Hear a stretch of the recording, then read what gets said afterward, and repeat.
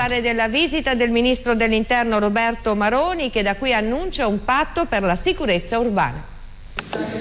Ma guardi, io non commento le proposte di legge che sono depositate in Parlamento, no? Perché altrimenti ce ne sono migliaia depositate. Mi basta occuparmi di quelle che sono diventate legge nel frattempo. Una dichiarazione a commento della proposta di legge dell'arresto per chi indossa il burka, un no comment rilasciato un'ora prima che uscisse la sentenza della consulta che bocciava il lodo Alfano.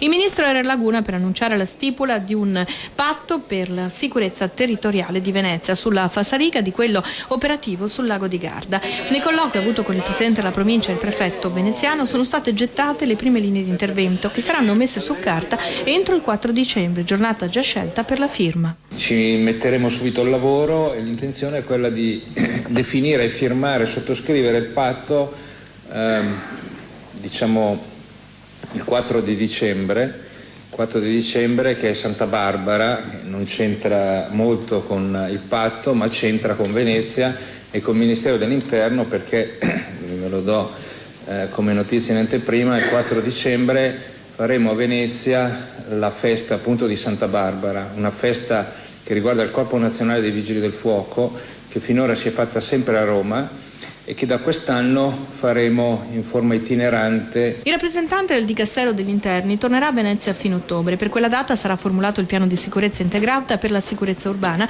che prevede 3 soggetti: forze dell'ordine, sindaci con il potere conferitogli dal pacchetto sicurezza e cittadini volontari, le ronde per capirci. E proprio sulle ronde Maroni ha sottolineato che ci vuole pazienza. Ci sono 6 mesi per attivarle e non è detto che tutti i sindaci vogliano istituirle. Il chiaro riferimento era al primo cittadino lagunare. E la Presidente della Provincia di Venezia, Francesca Zaccariotto, ha rilanciato a Maroni la sua idea di riassorbire i chimici che sono in cassa integrazione.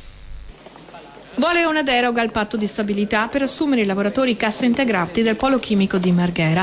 È la richiesta avanzata dalla Presidente della Provincia di Venezia, Francesca Zaccariotto, al Ministro dell'Interno Roberto Maroni in Laguna per l'annuncio del patto territoriale di sicurezza.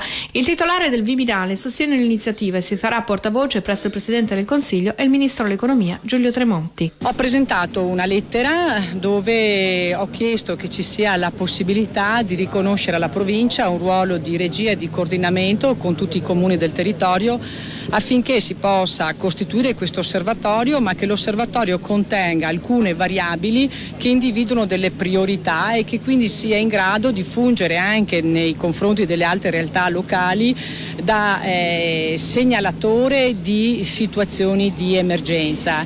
E ho chiesto che venga data l'opportunità all'ente locale di stabilire una quota dove poter riconoscere un contributo che raggiunga quello che è poi il 100% dello stipendio del lavoratore che si trova in cassa integrazione e che venga utilizzato in servizi di pubblica utilità.